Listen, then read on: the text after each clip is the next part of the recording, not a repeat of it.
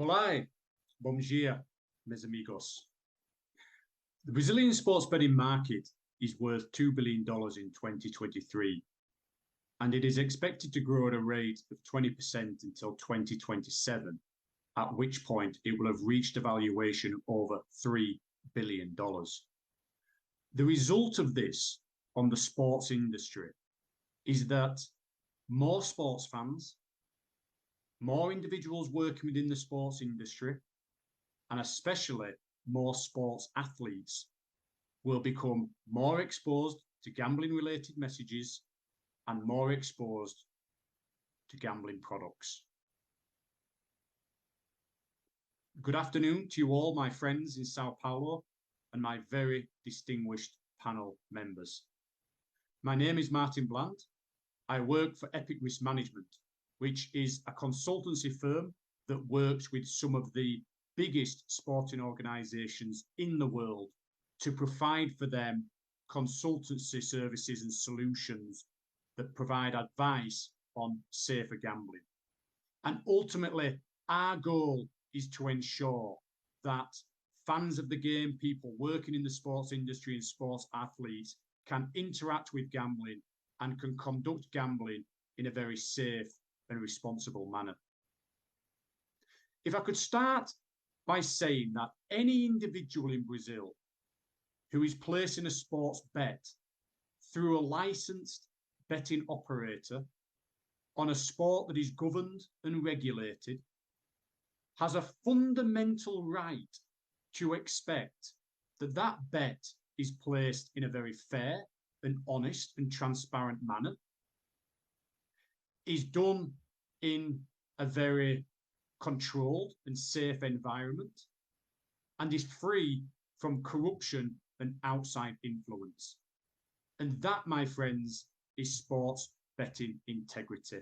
We all need to work together to ensure that every single bet that is placed in the Brazilian sports betting market is done so under those circumstances.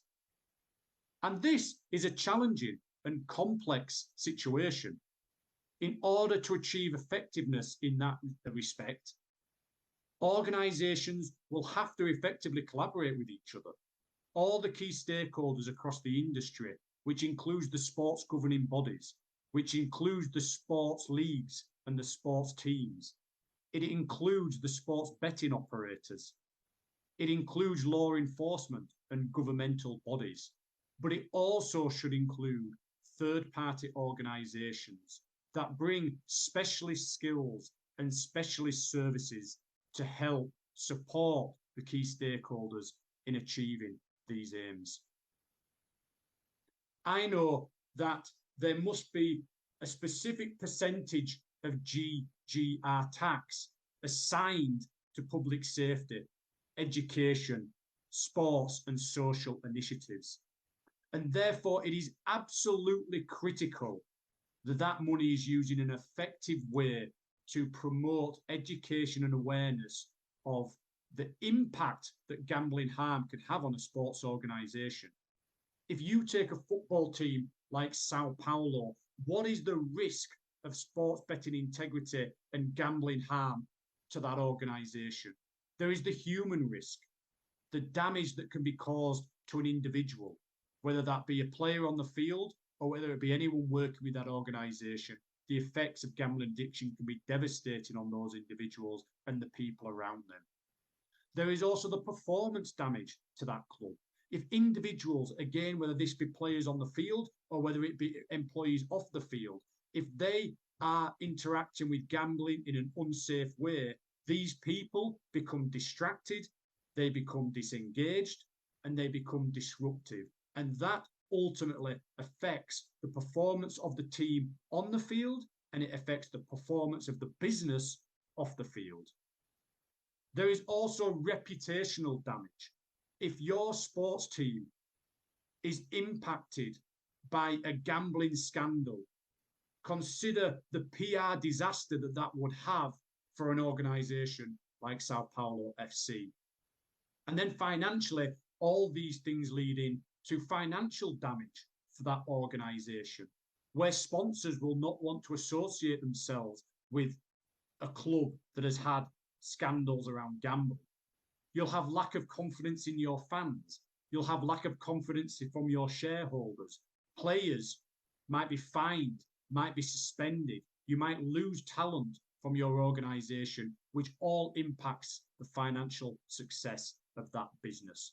And so it is critically and fundamentally important that all these risks are mitigated through effective education of everyone attached to that organisation.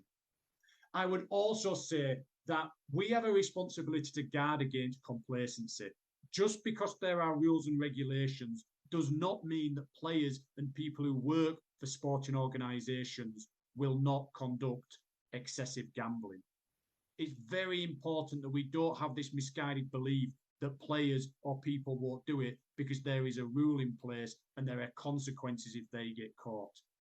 It's very, very important that we still provide the education to fight against this complacency. We also should not be reactive.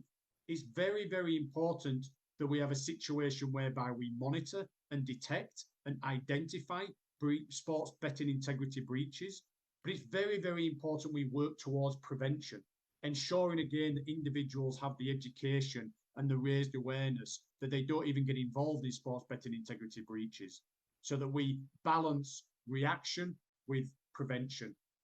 And finally, it's also very, very important that we have a fundamental understanding of gambling addiction through research and education. That we understand that the growth of betting in Brazil will make athletes and people working with sports organisations more exposed to gambling. And therefore, we need to understand those vulnerabilities and we need to understand the relationship that those individuals have with gambling. And better understanding and better empathy will help us deliver solutions for this problem. I would like to wish all of you the very best from here in the UK. I hope you have a fantastic rest of your day in Sao Paulo, and I hope to be there in the near future. We look forward to working with SIGA on sports betting integrity solutions in Sao Paulo and the wider Brazilian market. My best wishes. God bless you all. Depois desse vídeo, chamo aqui para a composição presencial da mesa José Francisco Mansur, assessor especial do secretário executivo do Ministério da Fazenda, um dos responsáveis pela regulamentação das apostas esportivas. Ele é advogado com ampla experiência em direito desportivo, reconhecido por ser um dos autores do texto da Lei das Sociedades Anônimas do Futebol, a SAF, sancionada em 2021. Me parece que ele não está na sala, mas em breve deve chegar aqui. Mauro Silva também está com a gente, vice-presidente da Federação Paulista de Futebol. Peço que todos possam vir à mesa. Pode vir aqui, Mauro. Tetracampeão mundial da seleção brasileira, atual vice-presidente da FPF, desempenha também as funções de embaixador da Conmebol no Brasil e membro do Conselho de Administração do IDBR. Juntamente com o Mauro, Fred Justo, consultor de integridade e especialista no combate à manipulação de resultados no futebol. Nos últimos 7 anos, como repórter da TV Globo, investigou e denunciou grandes casos de corrupção no esporte brasileiro. É pós-graduado em Compliance e Relações Governamentais. Obrigada, Fred. Junto com eles, Paulo Schmidt, advogado especializado em Direito Desportivo e Integridade no Esporte, comprovadamente na área de combate e manipulação de resultados, o match fixing, entre outros. É consultor de integridade do Comitê Olímpico do Brasil no combate ao match fixing, a manipulação de competições, onde também exerce o cargo de presidente do Comitê de Defesa do Jogo Limpo. Bem-vindo, Paulo. E para a moderação dessa mesa, chamo agora Andrei Kampf, jornalista e advogado, formado pela PUC do Rio Grande do Sul, advogado pela UFRGS, a Universidade Federal do Rio Grande do Sul. Trabalha com o esporte há 25 anos, tendo participado dos principais eventos esportivos do mundo. É criador do portal Lei em Campo, colunista do UOL e sócio na AK Proteção Jurídica. Obrigada, Andrei.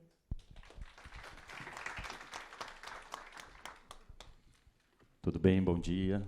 Ainda é bom dia. Obrigado, Gabi, pelas palavras e a apresentação de todos.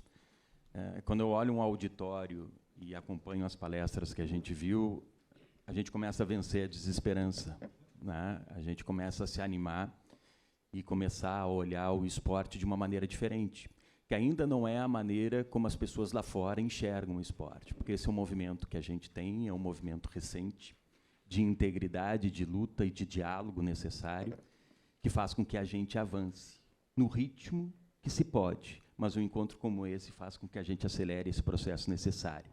Eu terminei de ler ontem um livro do Piketty, que ele fala sobre um desafio da sociedade, que é um desafio de todos nós, que é uma breve história da desigualdade. Para falar dos problemas que a gente ainda vive, que a gente ainda tem, ele começa com uma mensagem de esperança, justamente dizendo que a gente avançou demais nos últimos 100 anos. Se a gente for lembrar, só no combate ao racismo, ele traz o exemplo das leis civis americanas. Até 1960, e quando eu li, eu me impressionei, apesar de já saber, o negro tinha menos direito do que os brancos. A gente está falando de uma revolução civil de 60 anos atrás. Olha como a gente avança, e a gente avançou, que a gente precisa vencer a desesperança. Então, essa conquista civil, para se tornar uma conquista emancipatória, demanda um tempo, só que a gente precisa acelerar esse processo. Um debate como esse faz com que a gente acelere. Falar sobre integridade no esporte é algo novo. A gente está fazendo pela primeira vez um evento que reúne a América Latina em um evento global para se discutir integridade no Brasil. Isso é fantástico, é um avanço importante, mas a gente precisa continuar avançando. Até 5, 6 anos, quando eu saí da TV e comecei a trabalhar com integridade, com compliance, muitas vezes a gente apresentava, Mauro, não é o caso da Federação Paulista, mas a gente apresentava projetos de compliance e muitos dos diretores, dos dirigentes esportivos não sabiam o que era compliance. E aqueles que sabiam, ou poucos que sabiam, diziam, olha, isso no esporte não vai ser implementado. A gente tem o São Paulo implementando compliance. Um clube do tamanho, encabeçado pelo Roberto, que é o nosso anfitrião hoje, com um projeto de integridade. E claro que é um processo, é uma revolução que está em andamento. Por isso que é importante as palavras da ministra. A gente tem um debate importante aqui em cima de um processo de revolução onde todos nós somos agentes dessa transformação. O deputado Eduardo Bandeira capitaneou uma gestão no Flamengo que foi revolucionária em termos administrativos há pouco tempo, mas que mudou uma cultura que hoje é exemplo para vários clubes brasileiros. E o deputado Bandeira vai falar aqui daqui a pouquinho, e ele talvez tenha perdido a conta de quantos gestores o procuraram para tentar inovar na gestão do esporte, implementando mecanismos de integridade. Então, é um processo recente. O Bandeira foi presidente do Flamengo quase ontem. E a revolução que ele teve que fazer no esporte. Então, eu quero parabenizar demais a SIGA, parabenizar demais o São Paulo, na figura do Roberto, que está aqui, por esse evento gigante, que mostra como a gente está andando, e é para a gente vencer, sim, a desesperança. A gente está num caminho onde, obviamente, as pessoas têm repetido aqui, todos nós somos atores desse processo. Cada um tem a sua responsabilidade para tornar uma política que pode ser institucional numa política realmente efetiva. Então, agora, depois da gente falar sobre esperança e vencer a desesperança, vamos falar das nossas angústias e desafios que a gente tem, porque a gente tem confrontado, e foi notícia há pouco tempo, sobre manipulação de resultado, que atinge a essência do esporte, que é a integridade esportiva, o coração do esporte, porque ele alimenta a paixão do torcedor. O torcedor, ele torce por um clube porque ele não sabe o que vai acontecer. É a incerteza do resultado. Quando a gente ataca a incerteza do resultado, a gente está atacando o torcedor. E a gente pode mudar o esporte do patamar que a gente enxerga e da forma como a gente enxerga. Então, um desafio para vocês, para todos nós que somos atores do esporte. Eu vou aproveitar a proximidade e começar com o Fred, que hoje está começando um trabalho bacana na Secretaria Nacional de Jogos e Apostas, para falar um pouquinho sobre os desafios da regulamentação, que passa a ser fundamental, que a gente tem a aposta liberada no Brasil em 2018, e a gente esperou 5 anos para regulamentar. E agora se apresenta um escândalo desse tamanho, e a gente precisa acelerar processos. Qual o grande desafio, Fred? Primeiro, muito obrigado pela participação. Legal demais ter um companheiro do jornalismo aqui discutindo integridade no esporte, né, discutindo questões importantes. E te perguntar, quais os grandes desafios dessa regulamentação? O que isso vai trazer de proteção justamente para essa essência do esporte, Fred? Bom, Andrei, boa tarde, bom dia ainda, né? A gente não almoçou. Bom dia a todos e a todas. Primeiro, obrigado aí pelas palavras. Agradeço ao São Paulo, na figura do Armelin, por participar desse evento, aos demais amigos e colegas aqui da mesa. Bom, antes, deixa eu só dar um recado, que a Gabi chamou o Mansur, e ele me pediu aqui para dar um recado. Ele não pôde vir, né? Ele vai estar à frente dessa Secretaria Nacional de Jogos e Apostas. Ele não pôde vir justamente porque o Congresso está em vias de votar, né, o projeto de lei, né, com a que trata da regulamentação das apostas esportivas aqui no Brasil, em cota fixa. Então, é uma semana apertada em Brasília, né, porque tem feriado. Então, a expectativa é que se comece a votar essa semana. Então, ele não pôde estar aqui nesse evento, pediu para dar esse recado. Bom, falar de regulamentação é justamente isso, né? É pensar em trazer aí clarear o futuro, né, da integridade no esporte. Eu acho que muito do que vai ser discutido de integridade vai passar por essa regulamentação, né? É um texto que está sendo feito via medida provisória, via projeto de lei também na Câmara dos Deputados. Então, está se buscando melhores práticas, né? O que a gente vê, principalmente lá fora, né, de boas ideias.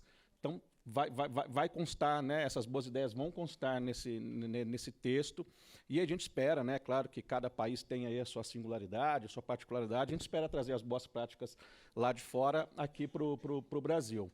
Mas é importante a gente ressaltar a importância de diversos atores, né? A gente tem aí a sociedade civil, a gente tem os entes públicos e também os entes privados, né, participando desse debate, e as casas de apostas também, né? Porque se a gente escuta o relato da casa de aposta, ela se diz vítima da manipulação de resultados. De fato, ela acaba sendo usada, né? O manipulador ele acaba usando uma casa de aposta para poder ganhar esse dinheiro de forma ilícita. Mas, em contrapartida, a casa de aposta ainda tem a dificuldade de reportar o caso para as autoridades, né, para que essas autoridades investiguem. Então, na regulamentação, um dos temas que vão ser abordados é justamente essa obrigação de reportar, né? Então, a gente acha que quando a casa de aposta, e aí é ela que sabe quando ela foi usada, né, pelos mecanismos de controle, quando ela, né, acaba sendo usada por esses manipuladores, ela tendo essa obrigação de reportar, certamente, né, isso vai fazer com que os órgãos de controle, né, a Polícia Civil ou a Polícia Federal, dependendo do caso, vá poder atuar ali para tentar mitigar o problema, né? A gente sabe que é um problema global, né? Acabar, infelizmente, não vai, mas é um mecanismo de tentar diminuir essa prática aqui no Brasil. Outra coisa também que está sendo bastante pensada é usar a Lei Anticorrupção, a 12846, que completa 10 anos, né, esse ano. A gente sabe que no começo ela patinou e agora ela está andando. A gente acha que a regulamentação das bets vai ser um pouco isso, assim. Pode ter alguma coisa ou outra no começo, mas depois acho que vai andar. E a Lei 12846 trata, por exemplo, da obrigação do compliance para as empresas, né? Então, é algo que, né, a gente fala muito, não só um compliance, né, um programa de integridade efetivo.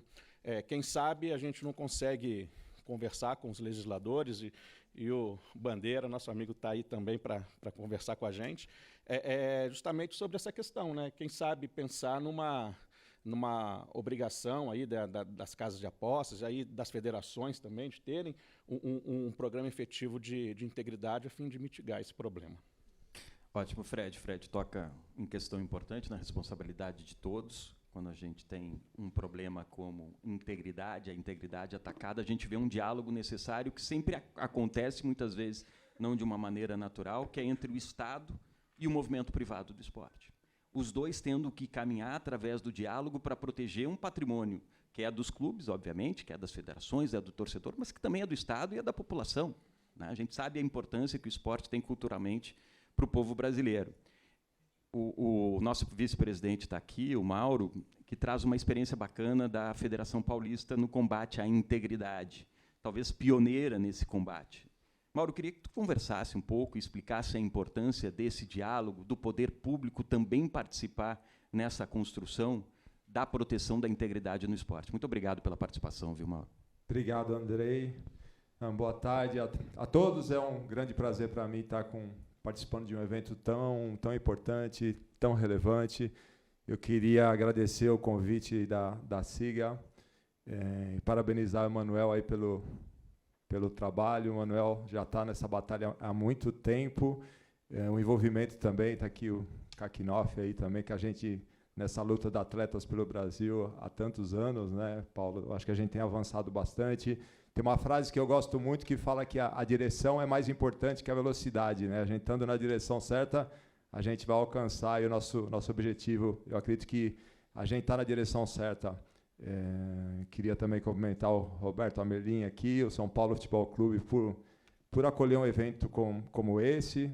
O deputado Bandeira de Mello também, presidente, né, presidente? É muito bom estar com todos vocês, o Andrei, o Fred, o Dr. Paulo Schmidt, que está conosco na federação desde 2015, como presidente do Comitê de Integridade. Estou vendo muitos amigos aqui, não dá para cumprimentar todo mundo, mas fico feliz aqui de poder estar participando. Bom, eu começo dizendo que, para mim, a questão da integridade, a credibilidade é bastante amplo. O esporte ele transformou completamente a minha vida. Tudo que eu sou, tudo que eu tenho, tudo que a minha família, tudo que eu conquistei foi graças ao esporte. E a indústria esportiva no Brasil ela tem um potencial de transformação imenso. Imenso. Eu fiquei 13 anos na Europa, eu acompanhei essa transformação da Liga Espanhola, da Premier League, nessa indústria de ócio, de entretenimento, né? Vi o início das apostas esportivas, né? Eu acho que observar esse mercado internacional de apostas também ele é muito importante, a gente acompanhar essa evolução para a gente tentar buscar essas boas práticas para o Brasil, né, para a nossa indústria também. Eu acho que no Brasil, com o nosso clima, o tamanho do país, a miscigenação que nós temos aqui, a gente tem um potencial de geração de receita, de gerar postos de trabalho, de inclusão social, muito grande. É nisso que eu acredito. Esse trabalho que a gente tem feito na federação com relação à integridade, ele é muito amplo, ao compliance, à governança, às boas práticas, né? Eu acho que tem um caminho grande para a gente avançar. O que colocou não tem a ver, mas também tem a ver com integridade, é a questão, por exemplo, na Europa, o que organizou o futebol europeu foi o fair play financeiro. O futebol espanhol ele quebrou 2 vezes, né? O fair play financeiro também, quando a gente fala de organizar essa indústria, ele foi importante aí para colocar ordem nesse setor, né? Quando a gente fala de ética, de reputação, de boas práticas, eu vejo que o jogador, eu sempre digo, que o jogador, as entidades esportivas, como que você ganha dinheiro? Desempenho esportivo por um lado, reputação, imagem, credibilidade do outro. Então, a gente não tem que lutar muito, trabalhar muito para a gente manter a integridade do nosso esporte, a integridade pessoal de cada um.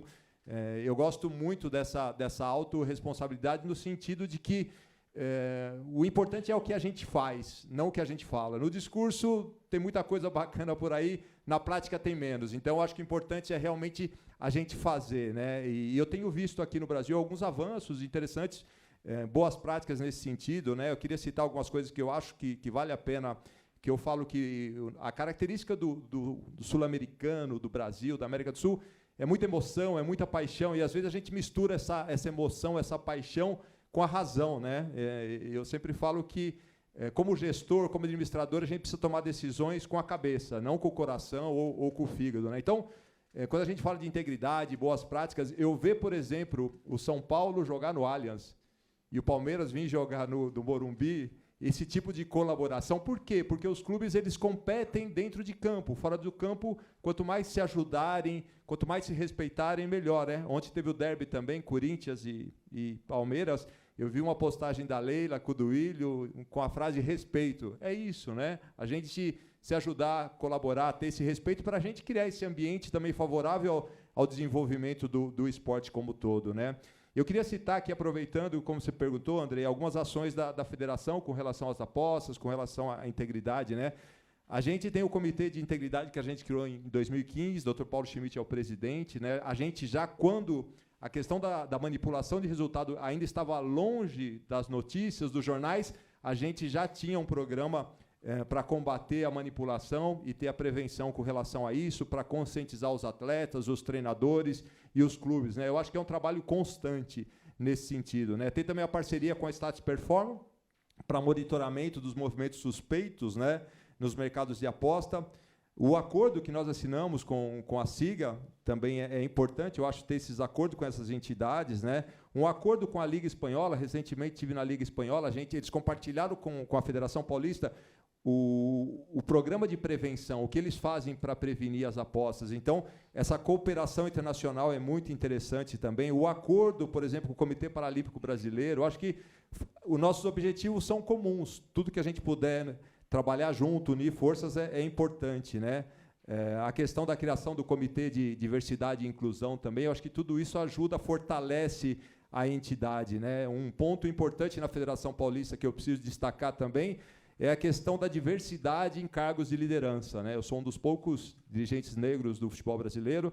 A gente tem mulheres como vice-presidente, a presidente da comissão de arbitragem é mulher, mulher como diretora de competições, porque no discurso, eu volto a dizer, no discurso tem diversidade, mas normalmente a gente vê muita diversidade em cargos de entrada, né, nas empresas. A gente não vê normalmente menos em cargos de liderança, nos conselhos de administração. É importante a gente trabalhar também para que haja essa representatividade, né? E recentemente a gente lançou, né, Dr. Paulo Schmidt, um novo plano aí, estratégico de prevenção e combate à manipulação de competições, para conscientizar todos os clubes, todos os atletas, enfim, todas as pessoas que participam desse setor, da importância da gente lutar por essa integridade, essa credibilidade no esporte, né? Eu acho que a urgência e é o envolvimento de todos nós com essa pauta que é tão importante, tão relevante, né? Volto a dizer, as entidades, os atletas, nós vivemos de imagem, de reputação, de credibilidade. Esse é um dos grandes ativos do futebol brasileiro. Acho que a gente tem que lutar muito, né? É um dever de todos nós lutarmos para a gente manter essa integridade e essa credibilidade na nossa indústria esportiva, para que ela continue crescendo, aí, gerando prosperidade para o nosso país, André. Excelente, Mauro.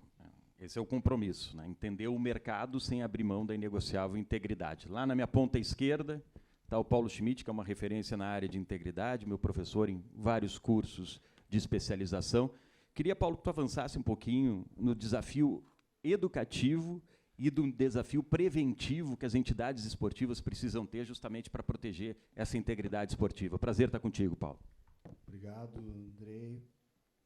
Boa tarde a todos. Queria dizer da honra de estar aqui, agradecer a Armelim, a SIGA, o Manuel, o São Paulo Futebol Clube, todas as entidades envolvidas na organização do evento. Acho que o desafio é muito grande, né? O Manuel colocou que a gente está num momento único, né? Eu não quero jamais subestimar esse momento, que pode ser único no mundo, principalmente no aspecto corrupção no esporte. O Brasil, lamentavelmente, no ano de 2022, segundo relatórios de empresas idôneas na área de integridade, encabeçou o primeiro lugar, medalha de ouro, para falar da certificação do SIGA, foi medalha de ouro num desonroso primeiro lugar em partidas manipuladas, não são suspeitas, manipuladas. Nós tivemos 152 casos de partidas manipuladas no Brasil de futebol. Isso é uma vergonha para nós, é o que a gente chama de dano subestimado, é aquele negócio de que não vai acontecer com a gente, não vai atingir o nosso esporte, não vai chegar na Série A, né? Já estava na Série B, o Thiago aqui é meu grande amigo, companheiro nessa luta. E o que o Thiago também falou, que eu acho que vale a pena eu reforçar aqui, é que a gente aqui não está para cumprir papel burocrático. A gente não está para fazer um plano, um programa de integridade, alguma coisa que seja interessante para cumprir algum tipo de certificação, ou como a gente tem, né, no COB, a gente faz isso a todo tempo com as confederações, para liberação de verba, a gente tem o programa que é o de governança, ética e transparência. A gente precisa ir um pouco além de cumprir essas missões protocolares. O papel educacional é extremamente relevante, a gente vem atuando em várias frentes. Nesse momento, em Ribeirão Preto, aqui, a gente está com 4.100 atletas disputando os Jogos da Juventude, os 27 estados, são seleções estaduais, e lá a gente tem um vídeo sobre integridade, lá a gente tem um vídeo para as crianças, uma animação sobre o que é manipulação de competições e por que ela faz tanto mal ao esporte. Porque é ali nos 15 a 17 anos que a gente começa a falar sobre isso. A gente não pode deixar, a gente tem que chegar antes, que o Dr. Soler é uma referência na área de dopagem, sabe que no mundo da dopagem, uma das maiores mensagens é que a gente tem que chegar antes. O atleta tem que saber sobre doping antes de se submeter a um controle. E nas manipulações a gente tem que fazer a mesma coisa. A gente tem que chegar antes com essa informação. Antes do criminoso, antes do aliciador, antes dos manipuladores. A gente vem fazendo isso, né? 2 programas de integridade que eu encabeço, que eu venho trabalhando, que é o da Federação Paulista de Futebol e no Comitê Olímpico do Brasil, junto ao Comitê Olímpico Internacional, que eu sou ponto focal de contato deles. São várias recomendações, orientações e programas que a gente tem que cumprir. E, dentre eles, André, a gente vem fazendo muito bem, que é o de educacional, trabalhando muito no educacional. Não tem um conselho técnico na Federação Paulista de Futebol que a gente não fale sobre o tema. Nenhum, de qualquer categoria, de qualquer naipe. Não tem uma seleção do Brasil que saia para o movimento olímpico para competir, que não tenha mensagem sobre integridade, que não tenha que fazer os cursos antirracista, curso de dopagem, curso de contra prevenção e combate a manipulações, né? O time Brasil a gente tem esse trabalho com o time Brasil, e agora com essas crianças nos Jogos da Juventude. Enfim, a educação vem sendo feita. E também a regulação. A gente está falando aqui, o Mansur não pode estar aqui, é extremamente importante a participação dele para nos dizer como é que está essa regulação, se ela vai emplacar, né? Se a medida provisória vai efetivamente virar lei. Está aqui o nosso deputado, que é o representante do esporte, de um dos maiores clubes do país, sem desmerecer o São Paulo, que eu já vi que na fala inicial já teve um frisson entre os corintianos e os são paulinos, mas dizer que é uma missão difícil, deputado, falar de integridade, né, dentro do mundo das apostas esportivas. É um mercado que movimentou ano passado 1,41 trilhões de euros, então é um mercado trilionário. Eu tive a oportunidade de participar do maior evento de apostas do mundo, que é a London Ice, e que realmente é o tamanho daquilo que a gente vai enfrentar. O tamanho da movimentação econômica é o tamanho do que a gente enfrenta de desafio para trabalhar no educacional e na regulação. Eu fiquei muito feliz com a Lei Geral do Esporte, não com os vetos, acho que vetaram demais, criou uma anomalia normativa do esporte brasileiro, com a Lei Pelé e a Lei Geral do Esporte juntas, sem número de vetos, com um decreto vindo para regulamentar o que a gente não sabe se vai ficar. Então, acho que isso é uma crítica que tem que ser feita de como a gente tratou mal desse debate sobre as leis esportivas no Brasil. De qualquer forma, eu fiquei muito feliz com tudo que eu vi de integridade na Lei Geral do Esporte. E eu espero que isso vá avançar na regulação das apostas esportivas, com toda a fiscalização que vai ter, com toda a necessidade de análise da legislação. Agora, a gente está sendo muito leniente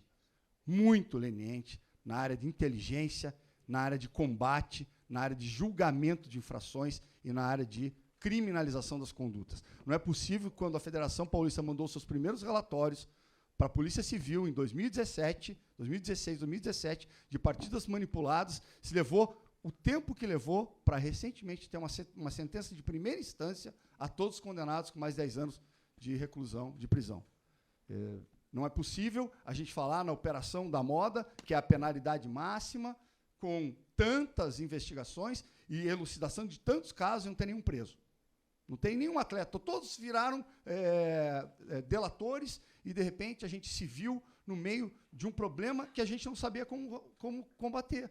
Porque se criou a cultura de falar manipulação de resultado, manipulação de resultado. Não é resultado. É qualquer ação, qualquer circunstância, em partidas, prova equivalente, em qualquer modalidade, seja ela no futebol, no movimento olímpico, que deliberadamente se retira a imprevisibilidade dessas ações para benefícios financeiros, esportivos, principalmente no mercado de apostas. E foi isso que aconteceu.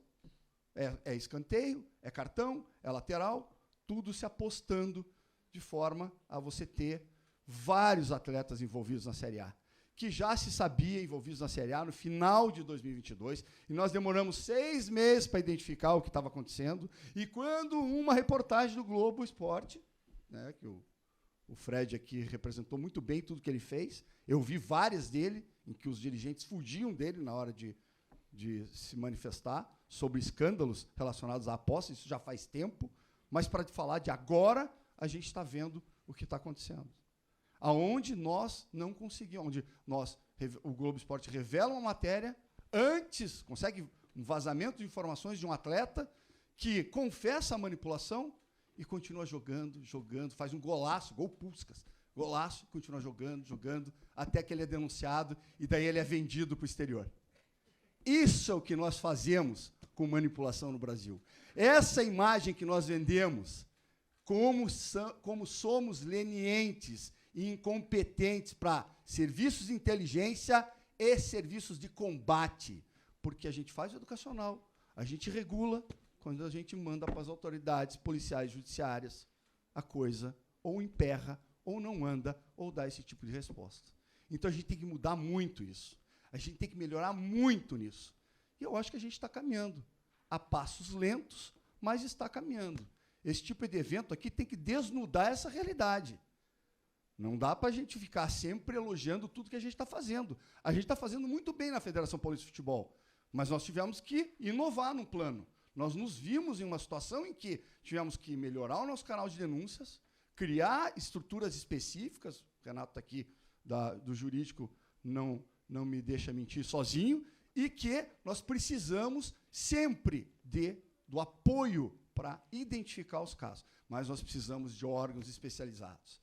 Eu vou fazer um apelo aqui, que eu tenho experiência. O deputado aqui me conhece, que eu fui 12 anos procurador-geral do STJD de Futebol e 2 anos procurador-geral do Tribunal Antidopagem.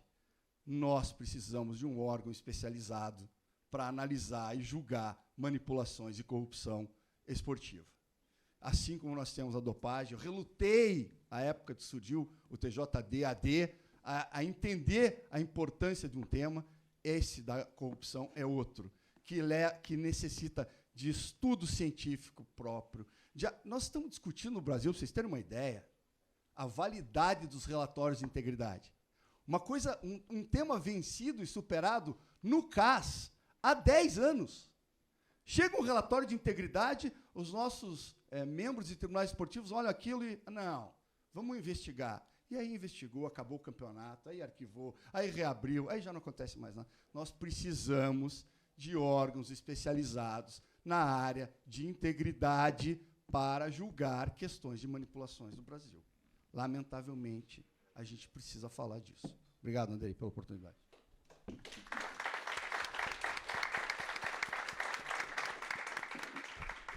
Boa, Paulo. O direito e política de integridade só se torna eficaz se é uma conduta permanente, né? E precisa se entender isso. Fred, Mauro, Paulo, a gente está terminando, a gente tem mais 5 minutos. Eu queria as considerações finais para a gente avançar nos desafios que o esporte tem para proteger a essência do jogo, que é a integridade esportiva. Bom, assina embaixo tudo que o Paulo disse, né? Concordo com ele, mas eu só insisto numa questão da educação.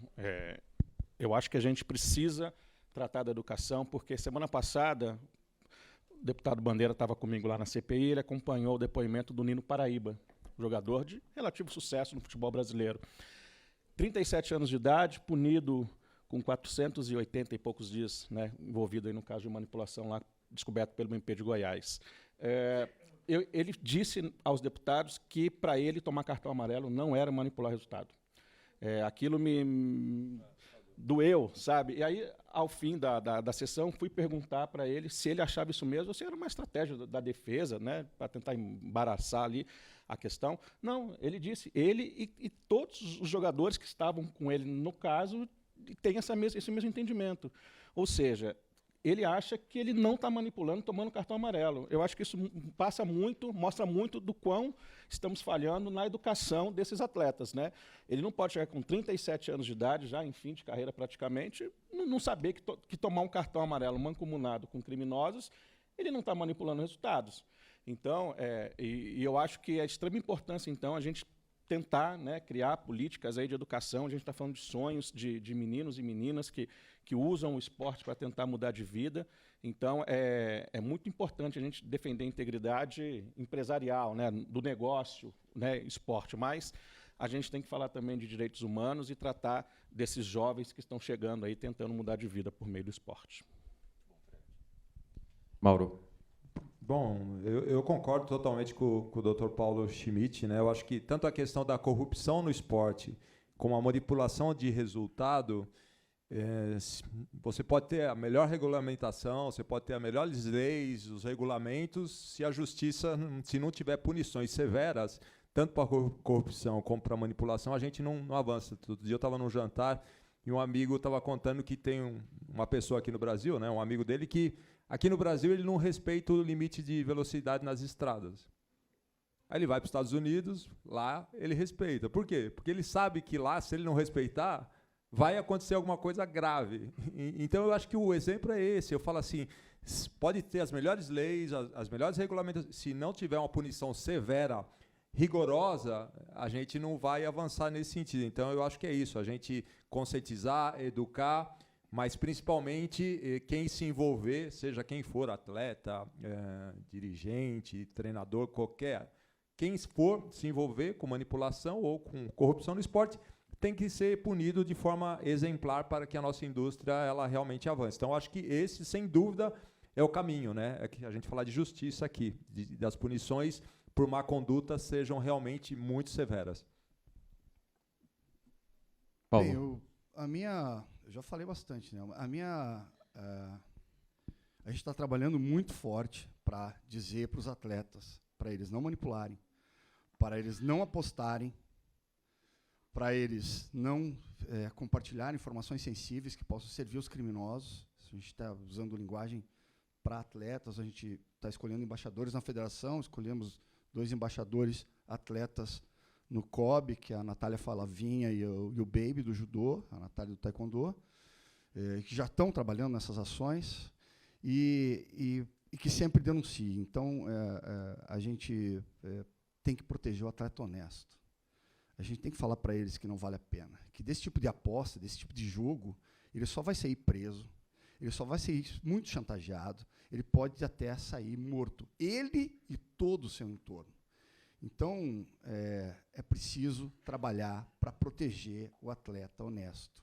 Jogue limpo, seja honesto, acredite no esporte. É isso.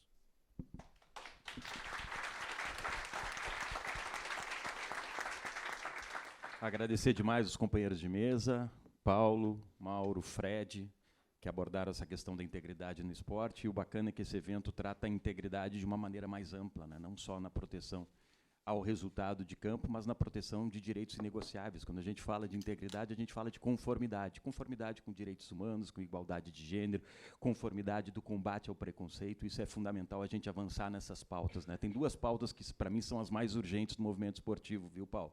Que é da proteção de direitos humanos e do combate à manipulação. Essas pautas são urgentes, vocês são protagonistas dessa transformação. E eu quero só encerrar lembrando uma frase que, inclusive, foi a ministra Anda Moser que escreveu na orelha do meu livro, que traz do pensador francês Pierre Parlebat.